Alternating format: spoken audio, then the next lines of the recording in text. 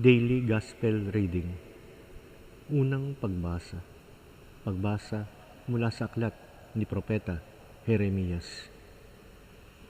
Sinabi nila, "Halina, gumawa tayo ng masamang balak laban kay Jeremias, sapagkat hindi mawawala ang kautusan sa pari, ni ang payo sa marunong, ni ang salita sa propeta.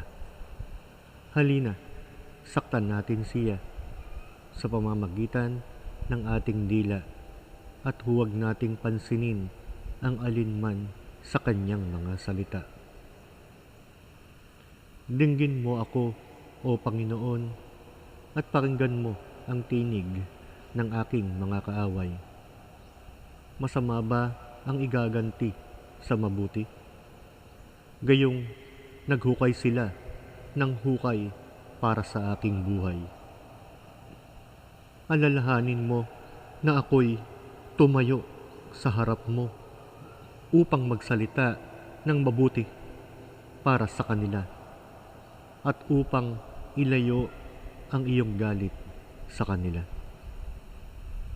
Ang salita ng Diyos. Salamat sa Diyos. Salmong Tugunan. Iligtas mo ako, Panginoon, sa iyong pag-ibig. Sa iyong mga kamay, inihahabilin ko ang aking espiritu. Tinubos mo ako, O Panginoon, Diyos ng katotohanan. Kinamumuhian mo ang mga sumasamba sa walang kabuluhang Diyos-Diyosan. Ngunit ako'y nagtitiwala sa Panginoon.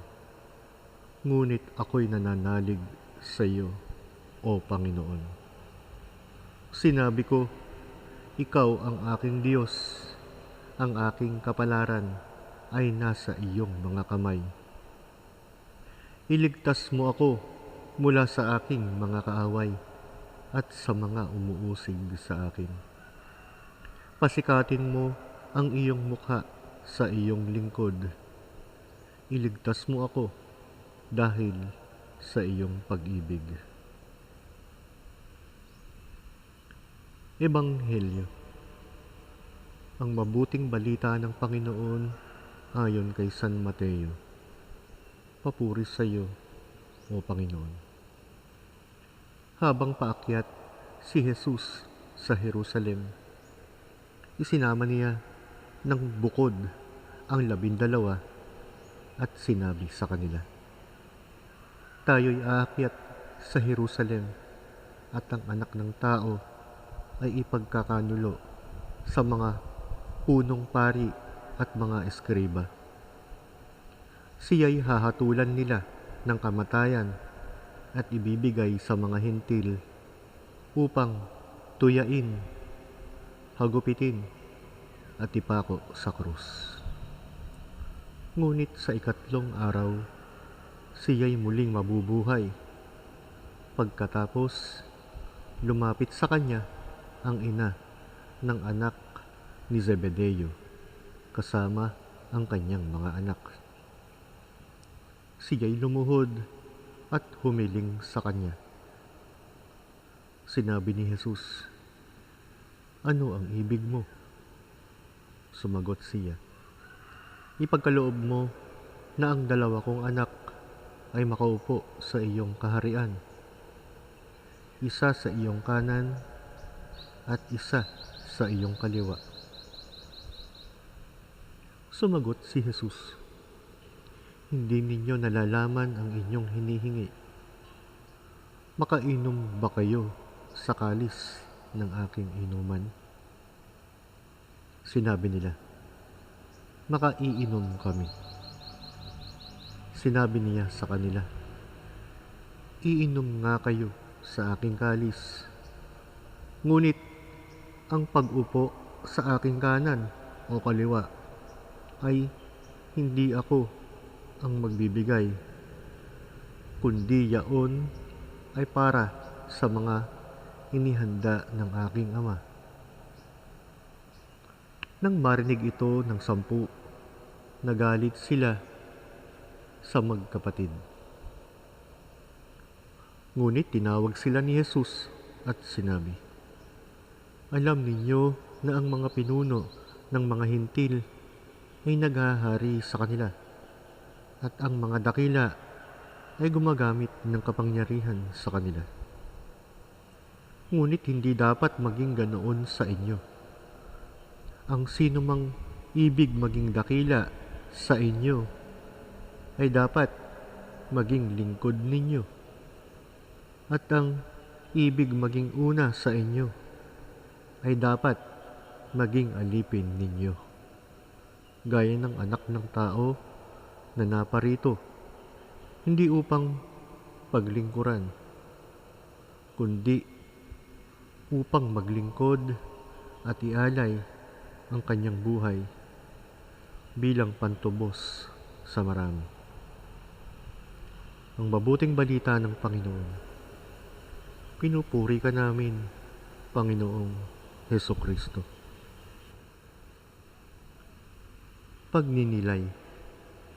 Mga kapatid, malinaw ang mensahe ng salita ng Diyos ngayong araw.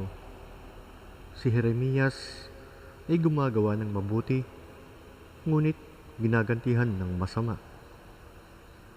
Si Jesus ay papunta sa krus, ngunit ang mga alagad ay naghahangad ng posisyon. Ganyan din tayo minsan. Kapag tayo'y gumagawa ng tama, may mga kumakalaban. Kapag tayo'y nagsisilbi, may mga hindi nakakaunawa. Kapag tayo'y nagsasabi ng katotohanan, may mga nasasaktan at nagagalit. Ngunit ang aral ni Jesus ay malinaw. Ang tunay na kadakilaan ay hindi nasusukat sa posisyon, kundi sa paglilingkod.